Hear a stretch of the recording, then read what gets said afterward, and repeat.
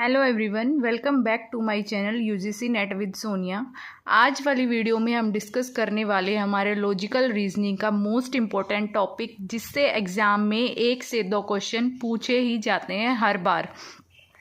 आज का हमारा टॉपिक है फॉर्मल फैलेसीज। फॉर्मल फैलेसीज में से मैं कुछ फैलेसीज ऑलरेडी शॉर्ट वीडियोस में डिस्कस कर चुकी हूँ, वहाँ से भी आप वो वीडियोस देख सकते हो। फॉर्मल फैलेसीज क्या होती हैं? जो फॉर्म या स्ट्रक्चर में जो फैलेसी होती है, हमारी जो आर्ग्यूमेंट होती है, हमारी जो प्रपोजिशंस होती हैं स्टेटमेंट की फॉर्मेशन में या उसके स्ट्रक्चर में जो मिस्टेक्स होती हैं, फैलेसी यानी एरर, जिनको हम मिस्टेक्स भी बोल सकते हैं। फॉर्म या स्ट्रक्चर में जो एरर्स होते हैं उसको हम बोलते हैं फॉर्मल फैलेसी।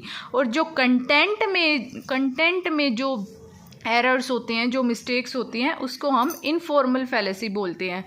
सबसे पहली फैलेसी है हमारी fallacy of 4 terms. Fallacy of 4 terms क्या कहती है? वैलिड आर्गुमेंट कौन सी आर्गुमेंट होती है जिसमें टोटल जो है हमारी 3 टर्म्स होती है और ईच टर्म 2 बार रिपीट होती है। लेकिन फैलेसी ऑफ 4 टर्म्स कब अकर होती है? जब हमारे पास जो है 4 टर्म्स आ जाएं। वैलिड आर्गुमेंट क्या बोलती है कि 3 टर्म्स होनी चाहिए, लेकिन अगर हमारे पास 4 टर्म्स आ जाए तो उस टाइम पे हमारे पास फैलेसी ऑफ 4 टर्म्स जो है अकर हो जाती है। एग्जाम्पल से अंडरस्टैंड करते हैं हम। जैसे ये एग्जाम्पल है हमारे पास, प्रीमाइस 1 है all A are B, premise 2 है ऑल बी आर सी और कंक्लूजन है हमारा ऑल ए आर सी। अब इसमें हमारे पास जो है 3 टर्म्स है ए बी एंड सी, और जो तीनों टर्म्स है वो 2 बार रिपीट हो रही है। ए यहाँ पे भी है और ए कंक्लूजन में भी है, बी यहाँ भी है प्रीमाइस में और सेकंड प्रीमाइस में भी है, सी जो है हमारे सेकंड प्रीमाइस में भी है और कंक्लूजन में भी है। तो ये हो गई हमारी वैलिड आर्गुमेंट। अब ये इनवैलिड कब बन जाएगी? जब हमारे पास 4 टर्म्स आ जाएंगी। एग्जाम्पल से अच्छे से समझ आएगा आपको। जैसे ये है प्रीमाइस 1 है all A are B, premise 2 है ऑल बी आर सी और कंक्लूजन निकल के आया हमारा ऑल ए आर डी। अब यहाँ पे हमारे पास जो टोटल टर्म्स हैं वो 4 हो गई। यहाँ पे हमारे पास टोटल टर्म्स थी 3 टर्म्स थी ए बी और सी। अब यहाँ हमारे पास 4 टर्म हो चुकी हैं A B C and D. 4 terms आ गई तो इसको हम बोलेंगे fallacy of 4 terms. Next fallacy है हमारी fallacy of ambiguous middle. Fallacy of ambiguous middle क्या कहती है? एम्बिगुअस वर्ड का क्या मतलब होता है? नॉट क्लियर, यानी जो क्लियर नहीं है। अब ये फैलेसी कौन सी फैलेसी होती है? जब जो हमारी मिडल टर्म होती है वो क्लियर नहीं है हमें, मतलब मिडल टर्म का मीनिंग जो है एक जगह पे उसका मीनिंग अलग है, दूसरी जगह उसका मीनिंग दूसरा निकल के आ रहा है, यानी दूसरी सेंस में आ रहा है। जो हमारी वैलिड आर्ग्यूमेंट है वो क्या कहती है कि जो हमारी मिडल टर्म है वो सेम सेंस में होनी चाहिए, जो प्रीमाइस 1 में है वही प्रीमाइस 2 में या कंक्लूजन में होना चाहिए।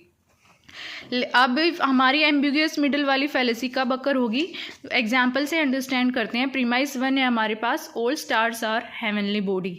यहाँ पे जो स्टार्स है वो हम स्पेस वाले स्टार्स की बात कर रहे हैं, यानी तारों की बात हम कर रहे हैं। प्रीमाइस 2 जो है वो क्या कहती है? Anushka Sharma is a star. यहाँ जो स्टार है वो बॉलीवुड वाला जो स्टार है उसकी बात हो रही है। अब जो हमारी मिडल टर्म है, मिडल टर्म स्टार्स हैं हमारी दोनों में, तो यहाँ पे तो हम स्पेस वाले स्टार्स की बात कर रहे हैं और यहाँ पे हम जो हमारे बॉलीवुड स्टार हैं उसकी बात कर रहे हैं। तो मतलब जो हमारी आर्ग्यूमेंट है वो क्लियर नहीं है, वैलिड नहीं है। जब हमारी मिडल टर्म जो है सेम सेंस में, यहाँ पे उसका मीनिंग अलग है, यहाँ उसका मीनिंग अलग निकल के आ रहा है, तो इस टाइम पे हमारी जो फैलेसी अकर होगी वो होगी fallacy of ambiguous middle. Next fallacy है हमारी fallacy of undistributed middle. Undistributed middle term fallacy को अंडरस्टैंड करने से पहले आपको डिस्ट्रीब्यूशन वाला जो टॉपिक है वो अच्छे से क्लियर होना चाहिए। एग्जाम्पल के थ्रू हम अंडरस्टैंड करते हैं अनडिस्ट्रीब्यूटेड मिडल। जो हमारी वैलिड आर्ग्यूमेंट है वो क्या कहती है कि हमारी जो मिडल टर्म है वो प्रीमाइस 1 या प्रीमाइस 2 दोनों में से किसी एक में डिस्ट्रीब्यूटेड होनी चाहिए। एटलीस्ट 1 डिस्ट्रीब्यूटेड, यानी या तो प्रीमाइस 1 में डिस्ट्रीब्यूटेड हो या प्रीमाइस 2 में डिस्ट्रीब्यूटेड हो। एग्जाम्पल से हम अंडरस्टैंड करते हैं हमारी वैलिड आर्ग्यूमेंट कौन सी होगी। यहाँ प्रीमाइस 1 में all A are B, premise 2 में ऑल बी आर सी दे रखा है और ऑल ए आर सी। अब हमारी मिडल टर्म कौन सी है? बी। बी हमारी मिडल टर्म बन गई। मिडल टर्म जो हमारी ऑल के साथ हमारा सब्जेक्ट जो है डिस्ट्रीब्यूटेड होता है और प्रेडिकेट अनडिस्ट्रीब्यूटेड होता है, तो यहाँ पे तो हमारी मिडल टर्म जो है वो डिस्ट्रीब्यूटेड है। लेकिन अगर इस एग्जाम्पल को हम देखें, इसमें दे रखा है प्रीमाइस 1 में all A are B, premise 2 है सम बी आर सी, और कंक्लूजन है हमारा सम ए आर सी। सम के साथ जो हमारा सब्जेक्ट और प्रेडिकेट है सम वाले केस में दोनों ही अनडिस्ट्रीब्यूटेड होते हैं। बी हमारी मिडल टर्म है, बी ऑल के साथ सब्जेक्ट डिस्ट्रीब्यूटेड होता है, प्रेडिकेट अनडिस्ट्रीब्यूटेड होता है। और सम वाले केस में तो दोनों ही अनडिस्ट्रीब्यूटेड होते हैं, ना तो हमारा सब्जेक्ट डिस्ट्रीब्यूटेड होता है और ना हमारा प्रेडिकेट डिस्ट्रीब्यूटेड होता है। तो उस टाइम पे हमारे पास कौन सी फैलेसी आ जाएगी? Fallacy of undistributed middle term. इस फैलेसी को अंडरस्टैंड करने के लिए आपका जो डिस्ट्रीब्यूशन वाले कंसेप्ट्स है वो आपको अच्छे से क्लियर होने चाहिए, तभी आप फैलेसीज वाले क्वेश्चन को एग्जाम में टैकल कर सकते हो। नेक्स्ट फैलेसी है हमारी फैलेसी ऑफ एक्सक्लूसिव प्रीमाइस। ये हमारी 5th नंबर की फैलेसी है। 4th नंबर की फैलेसी हमारी फैलेसी ऑफ डिस्ट्रीब्यूशन वाली है। वो फैलेसी 2 टाइप्स की होती है, उसके लिए मैं आपको एक सेपरेट वीडियो बना के उसको एक्सप्लेन करूँगी, क्योंकि काफ़ी लंबी वीडियो हो जाएगी उसको अगर मैं एक्सप्लेन करने बैठूँगी तो, इसलिए उसके लिए एक सेपरेट वीडियो मैं बनाऊँगी, अच्छे से उसका टॉपिक जो है आप कंसेप्ट जो है मैं आपको क्लियर कर दूँगी। आप डिस्कस करते हैं fallacy of exclusive premise. Fallacy of exclusive मतलब एक्सक्लूड, जो इंक्लूडेड नहीं है। Exclusive premise, both premises are negative, no conclusion can be drawn. अगर हमारी प्रीमाइस 1 और प्रीमाइस 2 जो दोनों है वो नेगेटिव है तो हम कोई भी कंक्लूजन नहीं निकाल सकते। एग्जाम में अगर आपको क्वेश्चन दे दिया जाए कि no man is mortal, some man are not mortal, तो उस टाइम पे आप कोई कंक्लूजन नहीं ड्रॉ कर सकते, और वो जो फैलेसी बन जाएगी वो आपकी फैलेसी होगी fallacy of exclusive premise. Next fallacy है हमारी फैलेसी ऑफ एग्जिस्टेंशियल या एग्जिस्टेंशियल फैलेसी, जिसको हम बोल सकते हैं। अगर हमारे पास प्रीमाइस 1 और प्रीमाइस 2 जो है दोनों यूनिवर्सल है तो हम पर्टिकुलर जो हमारा कंक्लूजन है वो पर्टिकुलर नहीं निकाल सकते। जब यूपी की फैलेसी बन जाती है उसको हम बोलते हैं एग्जिस्टेंशियल फैलेसी। अगर आपके प्रीमाइसेस यूनिवर्सल हैं तो आपकी कंक्लूजन भी यूनिवर्सल होनी चाहिए। अगर एग्जाम में जैसे ये एग्जाम्पल आ जाए सेम कि all girls are cute, no cute are sweet, some girls are sweet, तो इस टाइम पे हमारी एग्जिस्टेंशियल फैलेसी हो जाएगी, क्योंकि अगर दोनों प्रीमाइसेस हमारी यूनिवर्सल है तो कंक्लूजन पर्टिकुलर नहीं हो सकती। उसके बाद नेक्स्ट फैलेसी है हमारी drawing an affirmative conclusion from negative premise.